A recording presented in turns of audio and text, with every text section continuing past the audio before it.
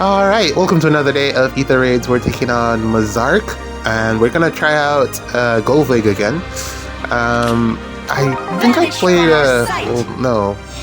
I played a match before this, but I just can't bother to edit it. I played horribly. We're not gonna talk about it.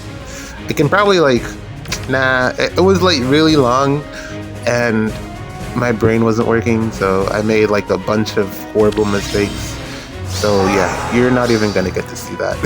It's not worth watching because you could see that I was gonna lose from the moment I started. I just did horrible positioning, and yeah, we're just not even gonna talk about it. But it's pretty similar to this one, except I had messed up the team and I had Summer Edelgard on the team for some reason.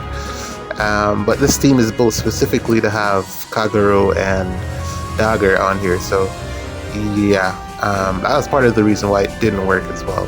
But also, it could have worked if I was using my brain, but I really wasn't. So anyways, basically we're going to take out Duma and then figure out the rest from there. State your wishes. What's his face? Sigurd is going to get an extra movement, so I gotta stay out of his range. And then from there, I have to, again, take out Duma. We're going to break one of those structures so that it's easier to get to Duma. And also the traps, we're going to have to figure those out as well. Sanaki isn't able to... It looks like it's getting cleansed, which is interesting. The duo skill. No, not the duo skill. What is it called? The ploy skill. It looks like it's getting cleansed by Freyr, which is fine. I still have a +5 damage from what's her name, Triandra, and yeah, we'll get through it with just that. All I gotta remember to do is back up, get out of Sigurd's range, and we still get the kill. So Sanaki should be able to get through this, no problem. It looks like we meet the res check on that duo Duma. So I don't believe he's going to get a lot of damage reduction from his B skill. What is it called again? Dragon Wall. So yeah, just gotta figure out my positioning, and I kind of want to initiate with Golvig, so I might do that instead. So I need to put her to the side. Remember, I could move her all the way over here since double Pathfinder. I like the fact that she's a cav, because I typically I'm not able to do this because the other Golvig, Brave Golvig, is only two range movement, so I'd need an extra Pathfinder setup, which is why Dual Crom is on that other team. Or did I show you guys that team, or did I scrap it? I don't know. But yeah, normally what I would do is I'd get Dual Crom on the team. Well, not Dual Crom, Brave Crom on the team, copy the Pathfinder, and then I have 3 Pathfinders, and then Brave Golvig can go in. But because she's a cav, I only need 2, which is great. It allows me to do movement shenanigans like this, and then from here I'm going to figure out pretty much everything else. You know, I think at this point, pretty much everyone is just waiting on the Fate channel to come out so that we can figure out what's going to go on with the new book. I'm also kind of anxious myself.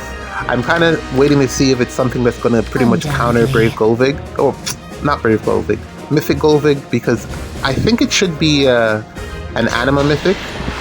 Well, Astra Mythic. Well, then again, the last one was Ather, you know? And we haven't gotten one for Light in a while. So maybe Light.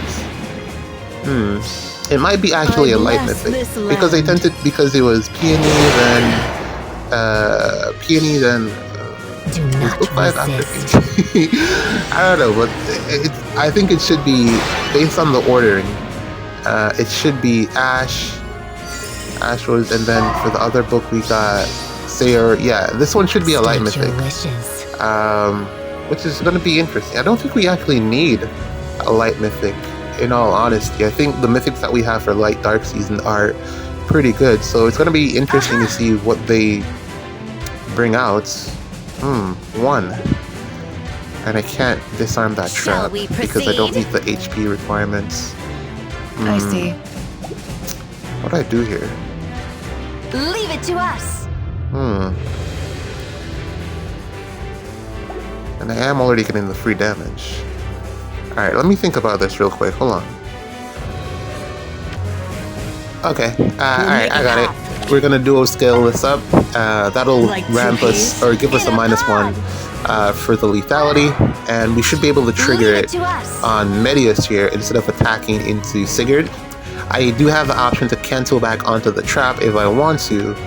But what I'm probably considering doing is to see if I can get dual dagger up there to probably player phase Sigurd.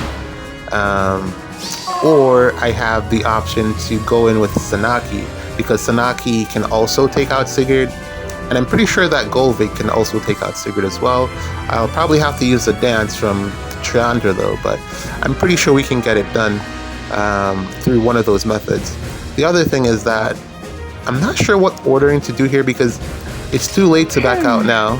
I'm pretty much committed at this point, so I gotta kill everyone or I gotta trap one of them, and I think it's kind of leaning towards Veronica. I can't leave Veronica alive. So since I'm able to take out both of these melee calves, and it's going to be a little bit tricky to get to Mirabilis, I'm probably going to need Pathfinder to get things going here. Who do I take out first here? Shall we I proceed? think I should try to step on the trap just so that I can get my bearings. Because, as I said, I am going to need that dance, because I don't see how I get the kill on Sigurd without using the dance, because as you can see, Dagger can't reach. I could reposition, but that's a waste of an action. But also stepping on the trap is a waste of an action. But I do need that spot, because in order to initiate on Sigurd, that spot is gonna... That spot has to be used, so it would make sense that would be the real trap. Softly now. So if it is the real trap, it's probably better to use the dance from Triandra to dance Golvig, since Wings of Mercy. That feels like the best option. Close to figuring this one out. Real close.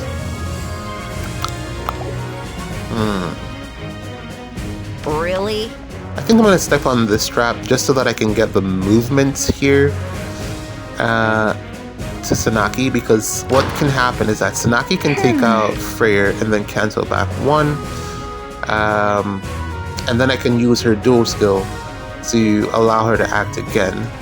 But if I do that, then Golvig can't act, so it's probably better to have Golvig do this, because Golvig has another action.